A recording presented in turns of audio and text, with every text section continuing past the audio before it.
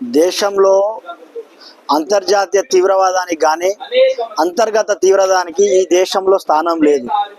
ఎవరైతే గ్రామీణ ప్రాంతాల్లో ముఖ్యంగా దట్టమైన అడవులు ఉన్నటువంటి రాష్ట్రాల్లో మేము అడవులను రక్షిస్తామని అమాయకుల గిరిజనులకు మేము న్యాయం చేస్తామని చెప్పి ఆయుధం పడుతున్నారో వాళ్ళు ఖచ్చితంగా ఈ దేశంలో అంతం కాక తప్పదు. ఈరోజు గ్రామాలను అభివృద్ధికి దూరంగా ఉంటున్నాయని మాట్లాడేటువంటి మావోయిస్టులారా, మరి ఆ గ్రామాల్లోకి అభివృద్ధి కోసం వచ్చేటువంటి అధికారులను హత్య చేసేది ఎవరు? మీరు కాదా అని ప్రశ్నిస్తున్నా. ఈరోజు అభివృద్ధి జరగాల్సిన గ్రామాలను మీ యొక్క స్వార్థం కోసం, మీ యొక్క శిబిరాలను నిర్వహించుకోవడం కోసం వాటిని అభివృద్ధికి దూరంగా జరిపేటువంటి ప్రయత్నం చేసింది మీరు కాదా అని అడుగుతున్నాం.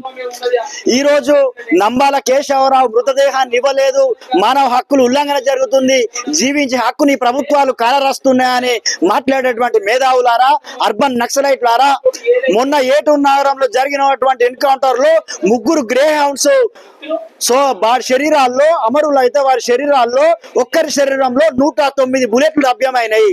కనీసం వాళ్ళ కుటుంబాలు ఆ యొక్క కానిస్టేబుల్ మృతదేహాలను గ్రే హౌండ్స్ పోలీసులను చూసే పరిస్థితుల్లో ఆ శవాలు కూడా లేవు. మరి ఆ తల్లిదండ్రులకు హక్కులు లేవా వాళ్ళ కుమారులను చూసేటువంటి? అంత ఛిద్రంగా హత్య చేసే హక్కు మీకు ఎవరిచ్చిళ్ళు? మీరు ఆ యొక్క గ్రే హౌండ్స్ వాళ్ళను హక్కును, జీవించే హక్కును కాలరాసింది మీరు కాదా అని ప్రశ్నిస్తున్నాం.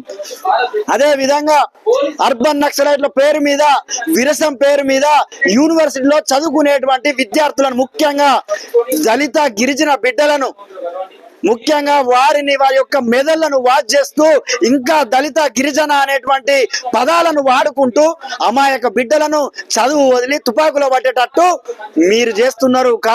మీరు ప్రయత్నం ఎందుకు చేస్తున్నారు అని మాట్లాడుతున్నాం. ఈ దేశంలో ఉన్నటువంటి ప్రజలు అర్థం చేసుకోవాల్సింది, నక్సలైట్లు వేరు, గిరిజనులు వేరు.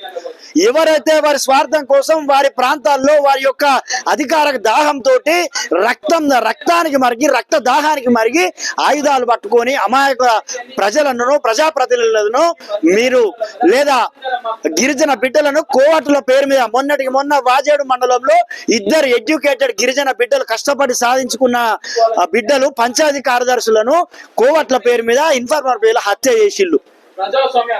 ఈ రోజు ఆ ప్రాంతాల్లో, గిరిజన ప్రాంతాల్లో సరైన వసతులు కల్పించడానికి బ్రిడ్జిలు నిర్మిస్తే బ్రిడ్జిలను కూల్వేస్తున్నారు. అంటే అభివృద్ధికి ఆటంకం కలిగించేది ఎవరు అనేది ఈ ప్రజలు అర్థం చేసుకోవాల్సిన అవసరం ఉన్నది.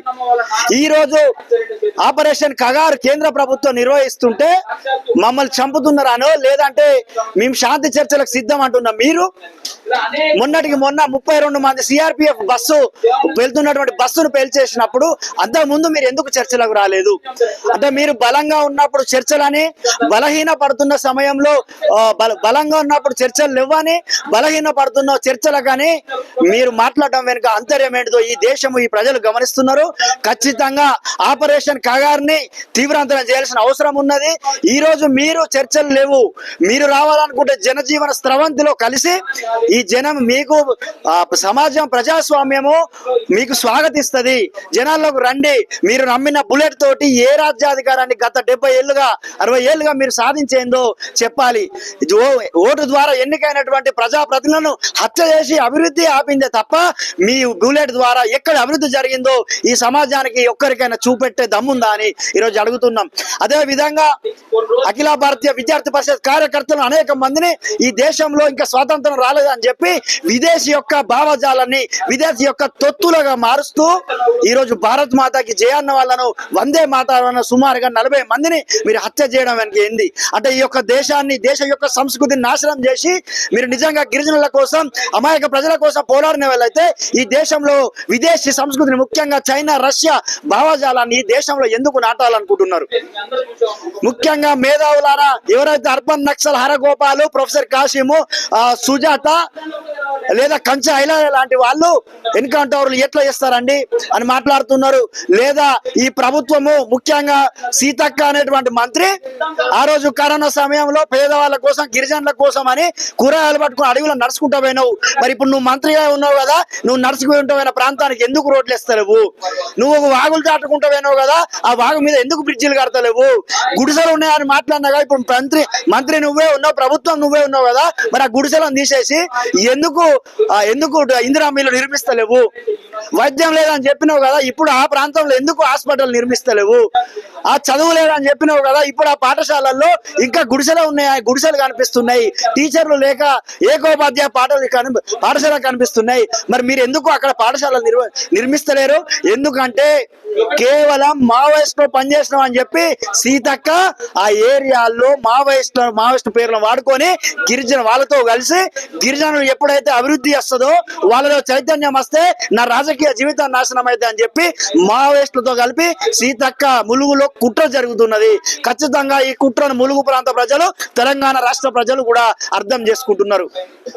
అటుపోతే మళ్ళీ విశ్వవిద్యాలయం మిగతా లెఫ్ట్ ఆర్గనైజేషన్స్ పేరు మీద విద్యార్థుల్లో విష సంస్కృతి నాటి ఈ సమాజాన్ని సంస్కృతి నాటించే ప్రయత్నం చేస్తున్న మిగతా విద్యార్థి సంఘాలను కూడా ఎక్కడికక్కడ విద్యార్థి సమాజం తరిమి కొట్టాల్సిన అవసరం వచ్చింది. మొన్నటికి మొన్న ఒక వ్యక్తి ఆయన స్వార్థం కోసం అడవిలోకి పోతే ఆయనను హీరోగా చిత్రీకరించే ప్రయత్నం ఈ యొక్క మీడియా సంస్థలు కొన్ని అదే పనిగా పెట్టుకున్నాయి. కాబట్టి ఇప్పటికైనా ఈ సమాజము, యువత, విద్యార్థి లోకం ఆలోచించాల్సిన సమయం వచ్చింది. ముఖ్యంగా ఏవైతే సంఘ విద్రోహ శక్తులు ఎవరైతే ఉన్నారో, మీకు ఒక సంఘటన చెప్తా. ఛత్తీస్గఢ్ లో గంజాయి పంటను పెంచాలని గిరిజనులకు మావోయిస్టులు చెప్తున్నారు. గంజాయి పెంచి ఆ గంజాయిని తీసుకొచ్చి పట్టణాల్లో ఉన్నటువంటి మెడికల్ కళాశాలల్లో, ఇంజనీరింగ్ కళాశాలలు అమ్మి విద్యార్థుల భవిష్యత్తు నాశనం చేయడానికి ఈ యొక్క మావోయిస్టు పార్టీ ప్రోత్సహిస్తున్నదా? కాబట్టి ఇంకా అడవుల బాట పట్టాలని, లేదా అడవుల్లోకి వెళ్ళండి, అడవులోకి రాండి, మేము అడవుల్లో ఉంటామనేటువంటి మావోయిస్టులారా, ఇప్పటికైనా మీ కాలం చెల్లింది. మీకు ఇక భవిష్యత్తు లేదు. మీరు అమాయక గిరిజన బిడ్డలను వదిలేయండి. ఈ రోజు నిన్న భూపాలపల్లి జిల్లా పలిమేల మండలంలో, లేదా ములుగు జిల్లా తాడ్వాయి మండలంలో ఆదివాసుల పేరు మీద పోస్టర్లు వెలిసినాయి. దయచేసి మావోయిస్టులారా మా గ్రామాల్లోకి రాకండి, మా గ్రామాల్లోకి వచ్చి మా అభివృద్ధిని ఆపకండి, మా బిడ్డలను ఇన్ఫార్మర్ల పేరుతోటి హత్యలు చేయకండి అని చెప్పి చేతులెత్తి మొక్కుతూ పోస్టర్లు, ఆదివాసీ పేరు మీద పోస్టర్లు వెలుస్తున్నాయి. కాబట్టి ఇలా మావోయిస్టులు రాజ్యాంగం గురించి మాట్లాడేటోళ్ళు ఆలోచించాలి.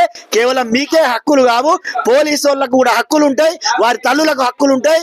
కాబట్టి ప్రజలకు కూడా ఇన్ఫార్మర్ పేరు మీరు ఎవరైతే చెప్తున్నారో గిరిజన బిడ్డలకు కూడా హక్కులు ఉంటాయి. కాబట్టి ఈ హక్కులు, లౌకికవాదము లేదా ఆపరేషన్ కగారును నిషేధించాలనేటువంటి ఎలాంటి కూడా ఈ సమాజంలో జరగవు. మీరు వెంటనే జనజీవన స్రవంతిలో కలవండి. ప్రజాస్వామ్యము మీకోసం ఎదురు చూస్తున్నది. అలాగే అర్బన్ నక్సలైట్లను కూడా విద్యార్థి పరిషత్ కార్యకర్త హెచ్చరిస్తున్నా, మీరు ఏదైతే కళాశాల క్యాంపస్లో కావచ్చు, హాస్పిటల్లో కావచ్చు, సినిమా ఇండస్ట్రీలో కావచ్చు, లేదా మీడియా ఇండస్ట్రీలో కావచ్చు, పత్రికా ఇండస్ట్రీలో కావచ్చు, మీరు ఎక్కడున్నా కూడా మిమ్మల్ని తరిమేసే సమయం వచ్చిందని చెప్పి ఈ సందర్భంగా విద్యార్థులకు, యువతలకు పిలుపునిస్తున్నా. నా పేరు వేల్పుల రాజ్ కుమార్, ఏబీపీ తెలంగాణ ప్రాంత హాస్టల్స్ కన్వీనర్.